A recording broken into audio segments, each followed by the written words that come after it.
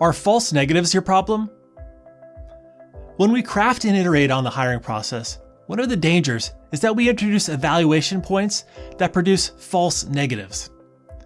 The flip side danger is the false positive, but I personally find those are easier to spot.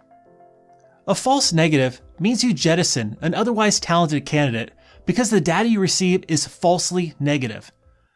We see this a lot when people start with a diverse pool of candidates and end the hiring process with only white men.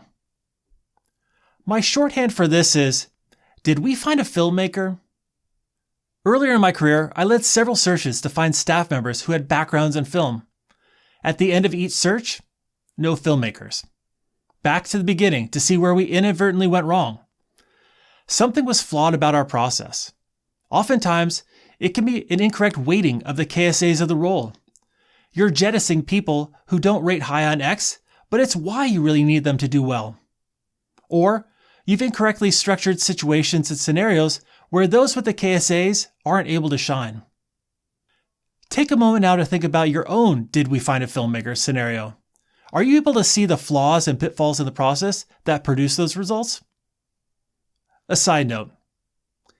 There might be some really problematic things with your process writ large or your organization that are the reasons this is happening. In this case, it requires you to do a good deal of soul searching.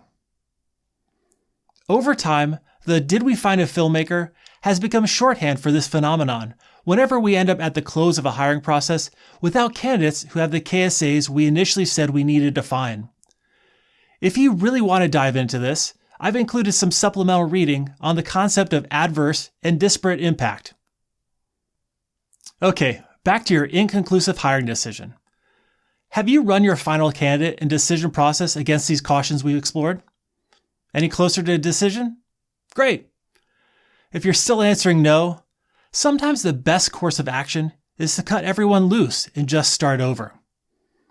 Again, it's a painful thing to do sometimes, but getting a hire right usually justifies the caution. If you get to the end of a second search with inconclusive results, you should further interrogate what you're asking of the role and whether there's a fundamental mismatch with what your organization can provide and what candidates require. Sometimes the answer is it's just not possible. We need to figure out another way to achieve these results as an organization, or decide they're just not worth our time, money, or energy.